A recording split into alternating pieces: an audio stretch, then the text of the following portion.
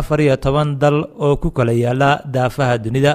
kuwaas oo ay tiradoodu kor u dhaafaysay 100 qof oo culamo diin ah waxaana furitaankii shir cilmiyeedkan loogu magac daray nabaddu waa furaha nolosha ka hadlay madaxweynaha dowlad deegaanka Soomaalida Mudane Cabdi Maxamuud Cumar oo sheegay in shir cilmiyeedkani uu faa'iido weyn ugu fadhiyo bulshada ku dhaqan deegaanka sidii ay faham buuxa uga yeelan lahaayeen diinteena suuban ee islaamka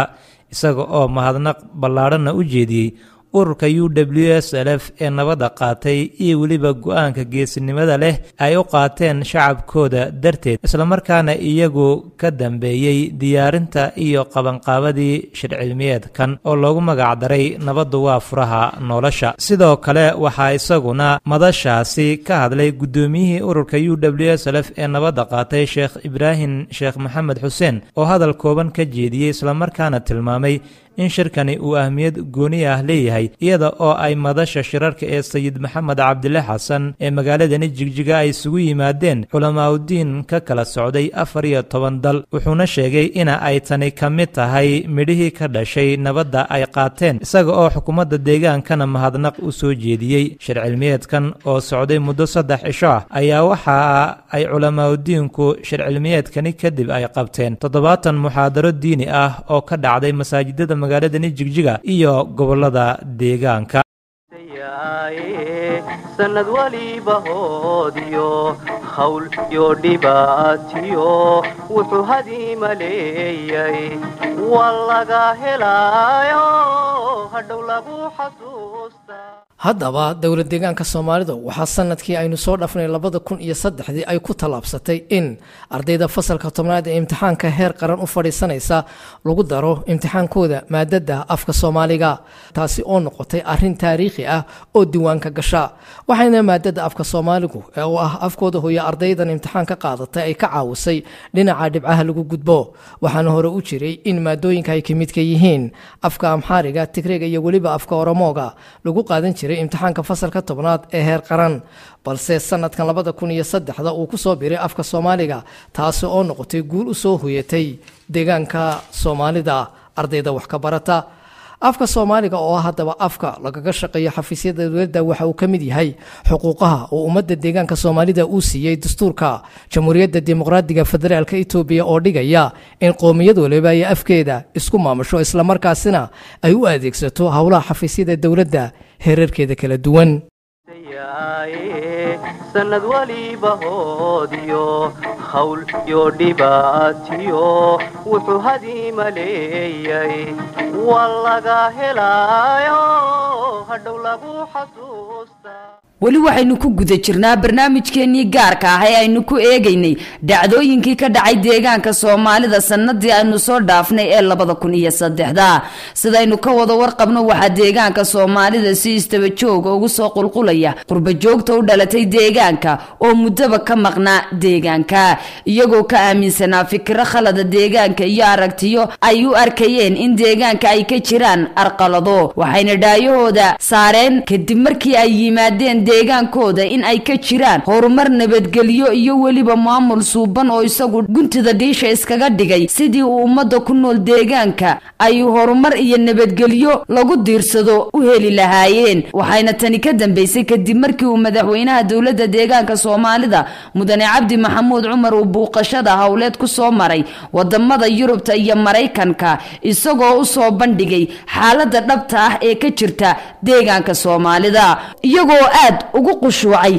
madaxweynaha dowladda deegaanka Soomaalida Mudane Cabdi Maxamuud Cumar sida wanaagsan ee uu ugu xaqiijiyay xaaladda guud ee dowladda deegaanka Soomaalida waana madaxweynihii ugu horeeyay ee buuqashada hawleed ku taga wadamada Yurubta iyo Mareykanka si markaasi uu kulamo kala duwan ula yeesho qurba joogta u dhalatay deegaanka si ay u maalgashadaan dhulkooda hooyo oo ay u soo arkaan hanaanka horumarineed ee sida xawliga uga socda deegaanka Soomaalida waxayna arintani soo jiidatay qurba joogtii oo iyagu si istaba jooga ugu soo socda deegaanka Soomaalida si markaasi ay u maalgashadaan deegaankooda waxaana dhacdooyinka guusha soo hooyay kamida in deegaanka Soomaalidu uu noqdo mid ay ku soo wada hirtaan fanaaniinta ku nool wadamada kala duwan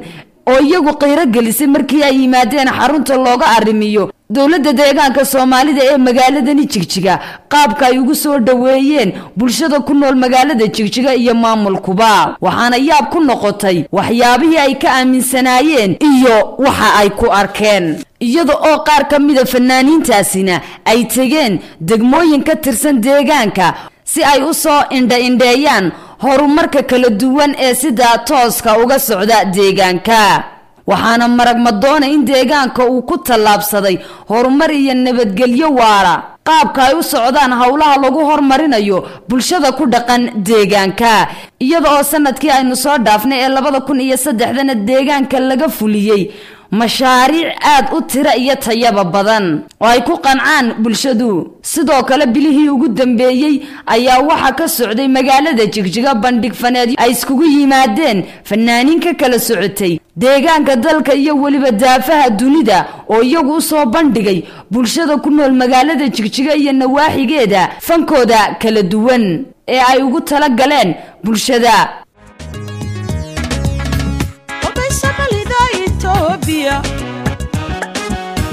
وبيدلكي وين السوقيا وبيسرى إناد كتاكتان وبيوش هذا أتسميسان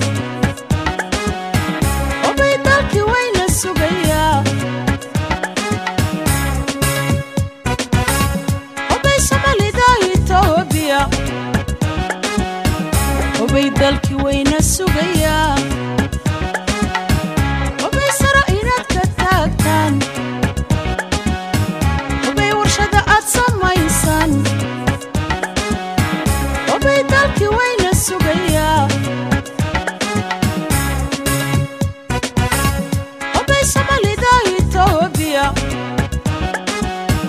وبيدلكي وين السوقيا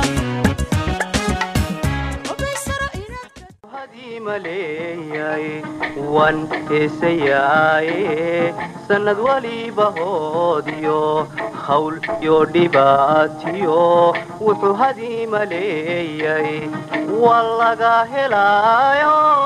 هدو لغو حسوستا والله قاهلايو هدو لغو حسوستا كي نو هقاقين نقلو هوايي كي نو هقاقين نقلو هوايي كي نو هقاقين نقلو هوايي نقلو هوايي waxaan halkan uga hambaleynayaa dhammaan dadweynaha iyo shucuubta Itoobiya kuwa ku nool dibadda ee u dhashay Itoobiyaanka iyo kuwa gudahaba waxaan leeyahay ilaahay ayaa mahad kale ilaahay inuu gaarsiiyey sanadkan 2004 taariikhda dalka Itoobiya ilaahay nabad iyo inuu gaarsiiyey horumar ayaa mahadle waxaan leeyahay baga ayaa ilaahay nabad inuu gaarsiiyey maalinta qaaliga maalinta sanadkeena isbedelay aanu galay sanad cusub waxaan leeyahay ilaahay noo dhiga sanadkan kii bashbash iyo barwaaqo horumar iyo nabadgelyo iyo maamul suban aan gaarno ilaahay noo dhiga leeyahay Itoobiya ay ku guuleysato qorsheeda 5 sano ay dhigatay kaalinta uga aadan sanadkan iyo gudubka weyn ee bay oo ah isaguna rajada koowaad ee Itoobiya oo dhawaantii wadada aan kaga baxayno rafaadka iyo gaajada iyo dhibaatada Itoobiya ay ku geli doonto wadamada dhaqaalahoodu dhexdhexaadka yahay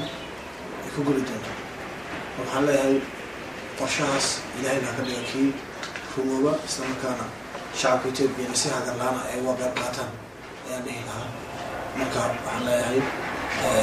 sanadkan aan soo dhaafnay waxaan dhihi karaa dhanka horumarkii nabadgelyada iyo maamulka suuban waxaa noo qabsoomay qodobo aad u waaweyn oo ku faanid mudan hadday noqoto heer deegaan iyo hadday noqoto heer federaal marka aad iyo aad baad mahadsantihiin sanad wanaagsan ilaahay sanad khayr qaba Allah inoo dhigo hadii maleeyay wan heesayaaye sanad waliba hoodiyo hawl iyo dhibaatiyo wuxuu hadii maleeyay wallaga helaayo hadhow lagu xasuustaa wallaga helaayo hadhow lagu xasuustaa kii noo hagaagee noqon loo hawayay kii noo hagaagee noqon loo hawayay kii noo hagaagee noqon loo hanwayay noqon loo hanwayay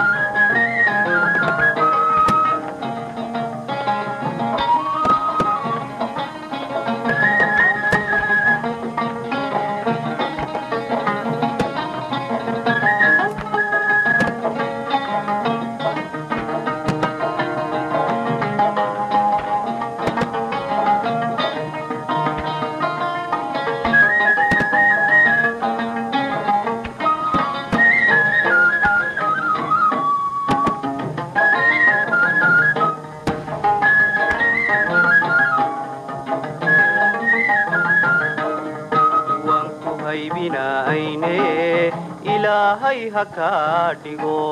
adna hogolda aysiyo habindhalad barwaaqiyo waan ku haybinayne ilaahay ha kaa dhigo adna hogolda aysiyo habindhalad barwaaqiyo nimcan la hadhsan dooniyo cawa lagu heshiiye cawa la hadhsan dooniyo nimcan lagu heshiiye